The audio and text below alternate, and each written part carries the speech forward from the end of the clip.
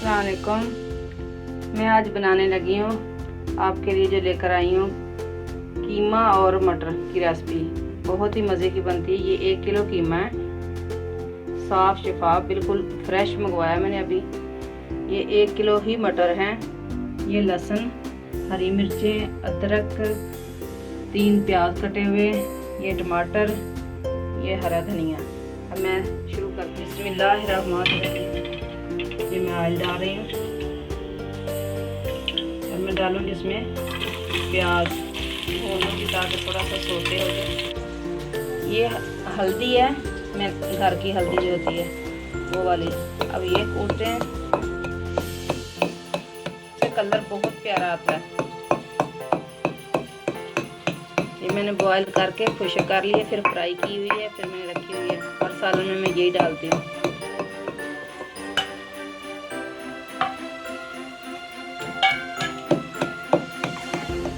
ये जो मैंने हल्दी और लहसुन कूटा ना वो है। अब ये डाल गया इसमें। थोड़ा सा भूनने के बाद टमाटर और हरी मिर्चें जो काट के रखी हैं वो डाल रही हूँ, ताकि ये गार्निश के लिए। 1 चम्मच नमक ये डाल दिए। ये अब मसाला भून गया इसका। अब ये मैं जो हरी वाला कीमा लिया था ये डाल दिया इसके अंदर।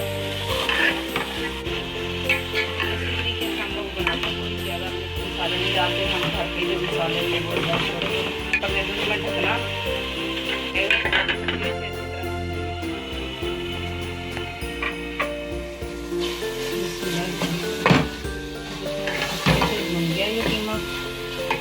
भून लिया। अब इसमें घी छोड़ दिया। अब इसमें मैं जो है मटर डालूंगी। तो मैंने 1 किलो दाने निकाले थे मटरों के, वो वाले।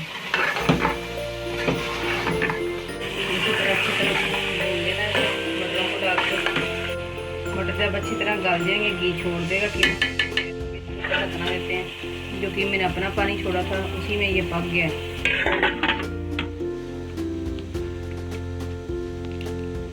काट लगा लेना है मिर्चों के अंदर।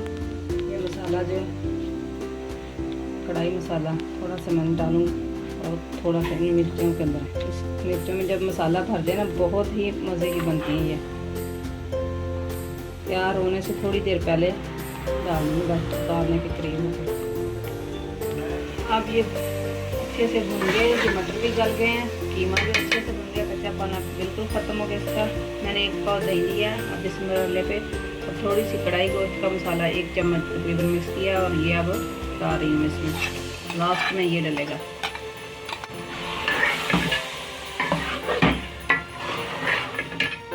अब थोड़ी देर और पकेगा।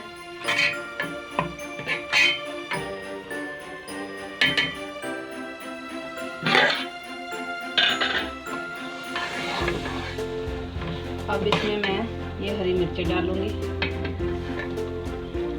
थोड़ा सा अदरक, ये धनिया,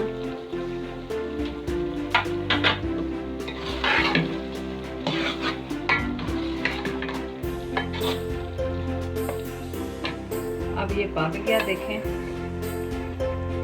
ये रेडी हो गया। अब खाने के अब मैं निकाल के आपको दिखाती हूँ।